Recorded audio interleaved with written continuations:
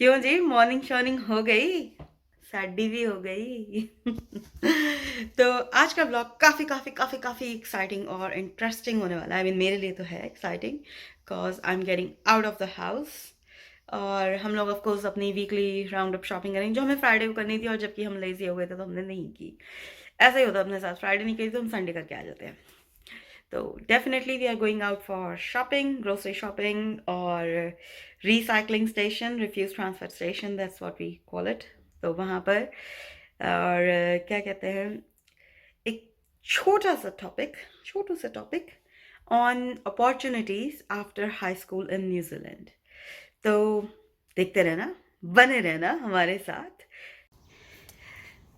Look at this guys, जब आप कोई भी घर मूव कर दो ना और कुछ नई पैकिंग वगैरह मंगवाते हैं तो बहुत सारा थर्मोकॉल निकलता है, कार्टन्स निकलते हैं। तो कार्टन्स तो रिसाइकलिंग में जाएंगे, थर्मोकॉल वगैरह रबिश में जाएगा, वो लेके नहीं जाएंगे।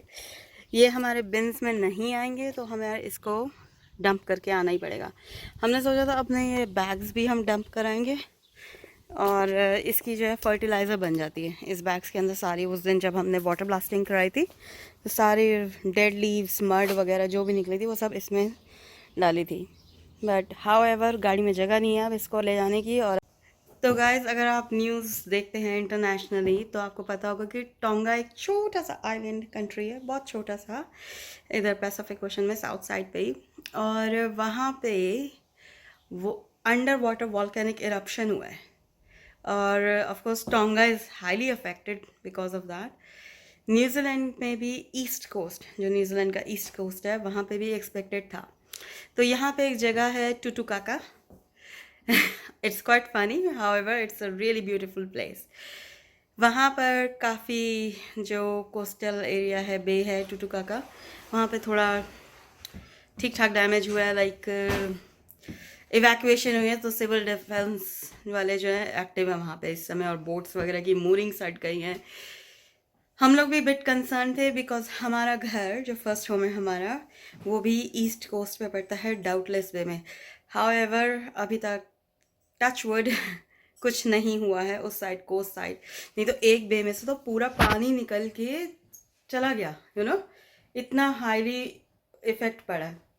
तो lots of prayers and hopes for टोंगन people. Let's hope कि वो फटाफट इससे रिकूपरेट हो जाए।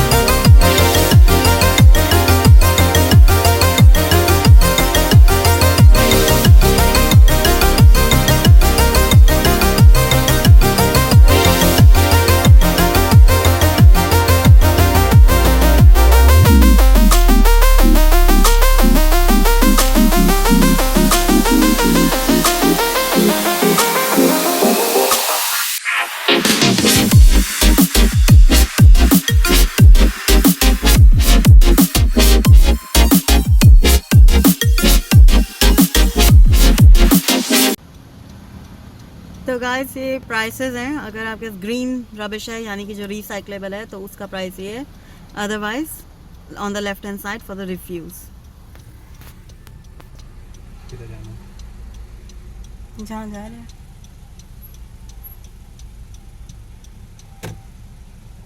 हैं लेफ्ट में जाना है। तो गाइस, ये रीयूज सेंटर है, यानी कि someone's junk is other persons good finding. तो हैबिटेट फॉर ह्यूमैनिटी करके, तो यहाँ पर अगर किसी ने कुछ फेंक दिया और उनके यूज़ का नहीं है तो ये लोग रिसाइकिल खुद ही कर देते हैं, जस्ट डंप। तो गाइस, ये बस डंप करते जाएंगे हम अपना सामान इसके अंदर से। हाँ, सारा का सारा नीचे फेंकते जाएंगे, जैसे किसी ने ये डोर फेंका हुआ है और ये बड़ा सा ट्रक आके इसको स्वीप करके चला जाएगा।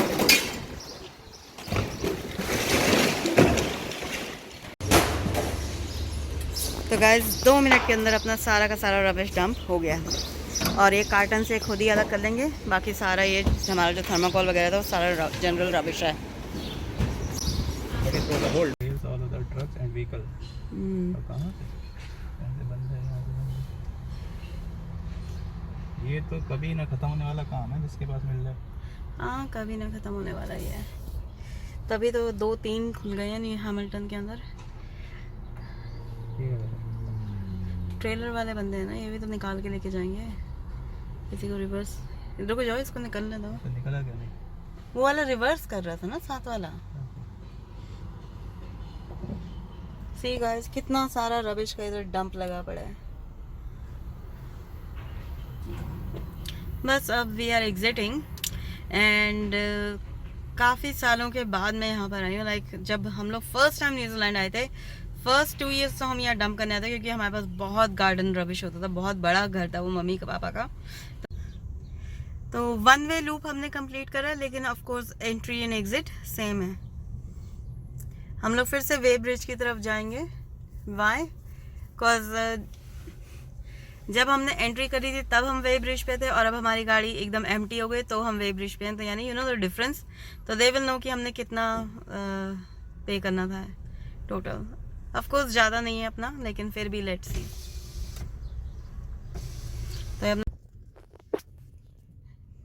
तो गाइस हम फाइनली बनिंग्स पहुंच गए हैं और ये वाला बनिंग्स गैलाघर के पास है, ना कि टिरापा वाला। So let's see what's exciting about this one that my husband love it more.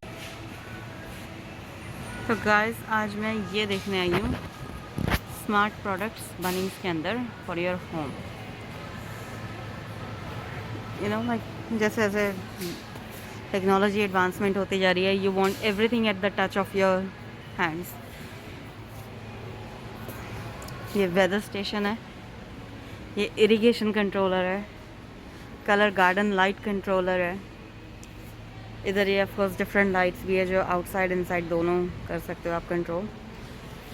Apart from sensors for the doors, patio lights और locks, smart door bells, smart irrigation, smart light, smart speaker system.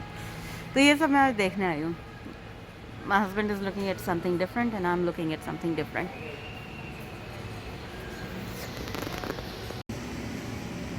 तो अभी जिस area में हम खड़े हैं यहाँ पे सारे के सारे ब्रशलेस, कोडलेस ब्रश, जितने भी grinder, you know staples, drill machines, ये जितनी भी हैं सब यहाँ पर है।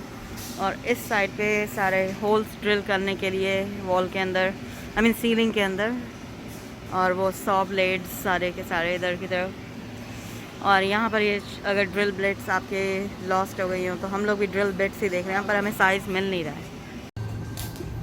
तो गाइस ये गार्डन एरिया है बनिंग्स का। तो अगर आपको पॉट्स वगैरह चाहिए तो वो भी रखे हैं बैक आइल में।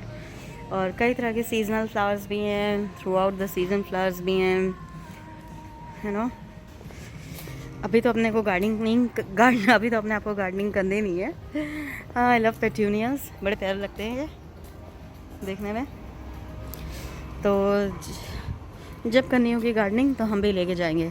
मम्मी को बहुत शौक है तो मम्मी के साथ मैं कई बार आके लेके गई हूँ। इस महान प्राणी ने भी सुबह से नाश्ता नहीं करा है तो मैं इसके लिए जूस लेके आई हूँ। देखो केरी ऑरेंज जूस फॉर यू। ठंडा, चलो पी लो, एंजॉय करो। ट्रॉली कहाँ गई? ओके ओके, ट्रॉली हमारी एंड में है और हम इस एंड पे है। मिला जो मिलना था। फिर से हम स्क्रूज देखने आ गए हैं, nails and screws, adhesives and fasteners. बेबो अब भूल के भी इस वाली शॉप में जाने का नाम मत लेना प्लीज। ओके, हम बनिंग्स आज के लिए बहुत है। ओके, हाँ, यू हैड फन। तो गाइस ये वैक्यूम क्लीनर है जो मुझे लेना है, तो हम इसे ही चेकआउट करने आए हैं आई रोबोट को। It automatically vacuums and it automatically goes to it station. खुद ही चार्ज होता है, खुद ही यू नो चुन चुन के कूड़ा चुगता है। अदरवाइज ये वैक्यूम्स हैं। तो तो गाइस आज कंफर्म हो गया है कि न्यूजीलैंड में एक जो MIQ वर्कर यानी मैनेजमेंट फैसिलिटी का जो क्वारंटीन फैसिलिटी है उसका वर्कर वो ओमिक्रॉन उसको कंफर्म हुआ है, जो उसका स्ट्रेन है कोरोना वायरस का। तो लेट्स सी, अभी तो हेल्थ मॉनिटरिंग हो रही है कि भाई वो कहाँ कहाँ गया कहाँ नहीं गया। तो लेट्स सी कि क्या रिजल्ट्स आता है। तो अब ये वो सेक्शन है जिसका सबको बेसब्री से इंतज़ार था। हाँ, तो हर पेरेंट्स की एक थिंकिंग होती है कि 10+2 के बाद बच्चे को बाहर भेजना है, तो क्या करे बच्चा, राइट? क्या करेगा वो बच्चा या करेगी वो बच्ची। खैर मेरे पेरेंट्स को ये ज़्यादा सोचना नहीं पड़ा, उन्होंने भी सोचा था बट उन्हें फ़र्क है, उन्हें पता था कि इन्होंने कुछ करना ही नहीं है जो करना होगा ये खुद ही कर लेंगे। तो देखो, अब जब कोरोना वायरस आया जब से, उससे 2 सेक्टर्स जो हैं बहुत खुल के सामने आए, जिसे कहते हैं वर्ल्ड वाइड उसका स्कोप आया। एक तो मेडिकल फील्ड का, डेफिनेटली वो एक ऐसी फील्ड है, आप वर्ल्ड के किसी कोने में चले जाओ, आप कभी भी आपको उसमें जॉब की शॉर्टेज नहीं मिलेगी।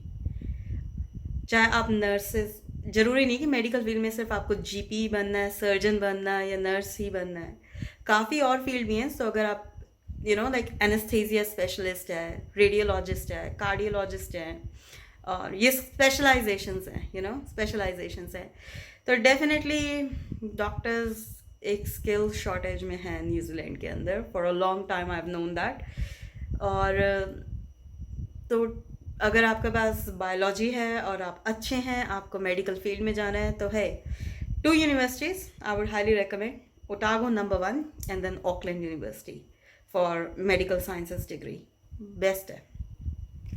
उसके बाद IT का सेक्टर, कोरोना से वर्किंग फ्रॉम होम तो हर सेक्टर में ऑलमोस्ट गया ही गया है। चाहे आप बैंकिंग सेक्टर देख लो, चाहे और गवर्नमेंट के सेक्टर्स देख लो, वर्ल्ड के आप किसी कोने में भी देख लो, IT फील्ड उठी ही है जब से कोरोना आया है। हाँ, जहाँ पर एबंडेंस होती है वहाँ पर प्रॉब्लम्स होती हैं। खैर न्यूजीलैंड में तो लैक है। अगर आप सॉफ्टवेयर डेवलप करना चाहते हैं तो आपकी ज़रूरत है। अगर आप ट्रबल शूट कर सकते हैं, I really don't know the exact term, so please pardon me for it. लेकिन अगर आप ये सब चीज़ें चाहते हैं कि बच्चे आपके पढ़े आगे, तो एक IT सेक्टर और है। मेरा ब्रदर खुद सॉफ्टवेयर इंजीनियरिंग कर रहा है यूनिवर्सिटी ऑफ वाइकेरो से। तो it's quite a good and a vast field. So before I delve into exactly what kind of occupation and stuff, I would highly recommend कि आप इस वेबसाइट पे जाइए, skillshortages.migration.govt.nz। तो ये न्यूजीलैंड की इमिग्रेशन वेबसाइट है और वहाँ पर ये long term skill shortage list, यानी लॉन्ग टर्म बोले तो ये ऑनगोइंग है, मैंने इसको कभी चेंज होते नहीं देखा। And when you click on that, download the full list and you go there, ये निकल के आता है। So it's quite a vast field कि आप कौन सी सेक्टर से हैं। कंस्ट्रक्शन, ऑब्वियसली कंस्ट्रक्शन कभी रुकता ही नहीं है, कंस्ट्रक्शन इंडस्ट्री एक ऐसी है। तो कंस्ट्रक्शन प्रोजेक्ट मैनेजर्स की क्वाइट शॉर्टेज है, रोडिंग प्रोजेक्ट्स होते हैं, quite a few infrastructure projects होते हैं। हाउसिंग यहाँ पर बहुत बड़ा इशू है, तो बहुत फास्ट हाउसिंग चल रही है यहाँ पे। ये रिक्वायरमेंट्स भी लिस्ट करते हैं कि ये क्या चाहिए आपको। Bachelor of engineering with honours और bachelor of engineering technology. NZQF level का मतलब होता है अगर आपने 12वीं पास करी है और आप इक्विवेलेंट है 13वीं के न्यूजीलैंड के। उसका मतलब हुआ आपकी जब असेसमेंट हुई NZQA वेबसाइट, जो कि न्यूजीलैंड की क्वालिफिकेशन असेसमेंट वेबसाइट है, वो लेवल 3 होती है। यानी आपने 4 साल अपनी इंजीनियरिंग को दिए तो वो लेवल 8 पे आ गई। Similarly, project builder, project manager, all of these in the construction sector. तो काफ़ी है, surveyor, quantity surveyor, chemical engineer, पहले नहीं था ये पर अब है, materials engineer, civil engineer, geotech engineer, structural engineer, electrical engineer. सुरेन की फील्ड ये है, मेरे हस्बैंड की इलेक्ट्रिकल इंजीनियर, इलेक्ट्रॉनिक्स इंजीनियर, ये सारे। और फिर ये लिस्ट करे हुए हैं। वॉशिंगटन अकॉर्ड के साथ आपकी एक डिग्री होती है, और तो आप किसी भी यूनिवर्सिटी से यहाँ डिग्री करेंगे तो आपको वॉशिंगटन अकॉर्ड मिलना है, या फिर ऑल ऑफ दीज थिंग्स। तो आई वुड हाईली रिकमेंड कि आप जाएं इस वेबसाइट पे, किसी के धोखे में ना आए कि भाई इसका बेटा और इसकी बेटी तो ये कर रहे हैं, बढ़िया स्कोप है ये वो। आप इस वेबसाइट पे जाइए, इसमें देखिए क्या चीज़ ये लोग मान रहे हैं। Like health and safety services, health and social services के अंदर साइकाइट्रिस्ट भी चाहिए, सोनोग्राफर भी चाहिए। तो जरूरी नहीं है कि आप जीपी या एक सर्जन ही बने। These are the other medical fields as well, you can explore. और अगर आपको एनिमल से प्यार है और आप बायोलॉजी से भी प्यार हो तो है, वेटरनरियन इज़ नॉट बैड आइदर, या एनिमल लवर्स बहुत हैं। और similarly ICT, electronics and telecommunications में अगर आप जाना चाहते हैं तो ये फील्ड आप ले सकते हैं। अगर आप, और हाँ, अगर कोरोना चला जाए तो रिक्रिएशन, हॉस्पिटैलिटी एंड टूरिज्म में शेफ़ की बहुत डिमांड है। तो अगर आप बहुत अमेजिंग कुक हैं, है थोड़ा सा शेफ़ की क्वालिफिकेशंस ले लीजिए, cookery qualifications, NZ certificate in cookery and a minimum of 5 years combined experience. It's an awesome experience. आप डिफरेंट सिटीज़ भी घूम सकते हैं। साइंस के अंदर आपको environmental research scientist, environmental enthusiast काफ़ी बड़े हुए हैं, फूड टेक्नोलॉजिस्ट, ट्रेड्स में ये सब, मैकेनिक्स, ऑटोमोटिव इलेक्ट्रिशियन की भी। और प्लीज़ ऐसा मत समझिए कि इलेक्ट्रिशियन है तो वो अपने भैया इलेक्ट्रिशियंस जैसे कहते हैं ना कि इंडिया के, नहीं। यहाँ इलेक्ट्रिशियंस की बहुत रिस्पेक्ट है और उनका मिनिमम पे रेट जो मुझे मालूम है वो है $80 पर आवर, और उनके विजिट चार्जेस भी हैं। काफ़ी इलेक्ट्रिशियन हैं जिनकी सैलरी या इनकम कह लूँ कि 200K पर एनम है। तो plumber, electrician, it's in high demand as well. तो ट्रेड्स को काफ़ी वैल्यू किया जाता है यहाँ पे। तो आपको मैं हाईली रिकमेंड करूँगी कि आप इस लिस्ट को गो थ्रू कीजिए और यहाँ की एनवायरनमेंट, यहाँ की रिक्वायरमेंट्स को भी, it will make quite a lot of things clear for you guys. Otherwise आप वापस जाएं, लॉन्ग टर्म नहीं देखना चाहते, रीजनल देखना चाहते हैं, तो आप सोच रहे हैं कि हाँ भाई मैं इस सिटी में ही मेरे को रहना है। आप अगर आपने एक्सप्लोर करा है तो आप रीजनल भी देख सकते हैं, जो कि ज़्यादा डिफरेंट नहीं होगी, लेकिन वो रीजन बाय रीजन दिखा देगी कि आप नॉर्थलैंड में है तो ऑकलैंड में वाइकेटो, ये दीज आर द रीजन्स बोले तो जैसे अपने इंडिया में स्टेट्स होते हैं ना और यूनियन टेरिटरीज होती है, तो वैसे ये रीजन्स हो गए। और again, this is not a professional advice at all, this is just my personal experience. तो आप प्लीज़ अपना थॉरो, जिसे कहते हैं, अपना होमवर्क करें। आप क्या करना चाहते हैं, आपकी कैपेबिलिटीज़ क्या हैं, और करें, आगे बढ़ें। न्यूजीलैंड ने भी काफ़ी टर्न अराउंड कर लिया है with regards to the immigration. पहले आप डिप्लोमा कर लीजिए, ईजिली PR मिल जाती थी। I know at the end of the day सभी लोगों का मोस्टली गोल PR ही है। बहुत कम लोग हैं जो इंटरनेशनली एजुकेशन लेके वापस फिर कहीं बाहर ऑल अदर कंट्रीज एक्सप्लोर करते हैं या वापस इंडिया जाते हैं। सो कुछ भी हिडन नहीं है and it's nothing wrong with it. You have given your hard work, you have done your hard yards, you should reap the fruits of it. It's में कोई प्रॉब्लम नहीं है। तो जस्ट अपना प्रॉपर होमवर्क करें। Video में भी बोला हुआ है कि एक रजिस्टर्ड इमिग्रेशन एडवाइज़र को ही यूटिलाइज़ कीजिए ताकि आपको कोई धोखा ना हो, क्योंकि यहाँ पर ऐसा हुआ है कि NZQA ने या गवर्नमेंट ने, I really can't remember the body of the और the organisations name at on top of my head at the moment. उन लोगों ने रिवोक कर दिया लाइसेंस किसी न किसी नॉट यूनिवर्सिटी का, लाइक टेक का। तो उससे क्या होता है, सबसे ज़्यादा स्टूडेंट्स को प्रॉब्लम होती है, क्योंकि स्टूडेंट्स को वो पढ़ नहीं सकते, उनकी डिग्री वो रिकग्नाइज नहीं होगी, लेकिन वो इतनी मेहनत करके, इतना पैसा डाल के वो यहाँ पर आए हैं, इतनी मेहनत करके वो यहाँ आए हैं, और नुकसान तो सिर्फ उन्हीं का ही हुआ ना। जो लोग टेक चला रहे थे उनका क्या हुआ, तो अंडर द इन्वेस्टिगेशन है, आपको आपका पैसा थोड़ी वापस मिल रहा है। तो just be very careful. So just think about it, what you want to do, and do your homework. Do thoroughly study about what you are about to get into, and sky is the limit then. I hope आपको हमारा आज का blog पसंद आया होगा। आज मैं इसे थोड़ा जल्दी ही फिनिश करती हूँ क्योंकि कल मंडे है, सुबह मैंने भी जल्दी जाना है, सुरेंद्र ने भी जाना है। तो Surendra is busy with something else, so he won't be coming into the vlog anymore at the moment for the rest of the night. So thank you very much guys, thanks for watching. अगर आपके कोई questions हो, of course comment box is there. Or do explore immigration website, they have most of the answers available and they are not false. You take care, have fun, good night, ta-ta.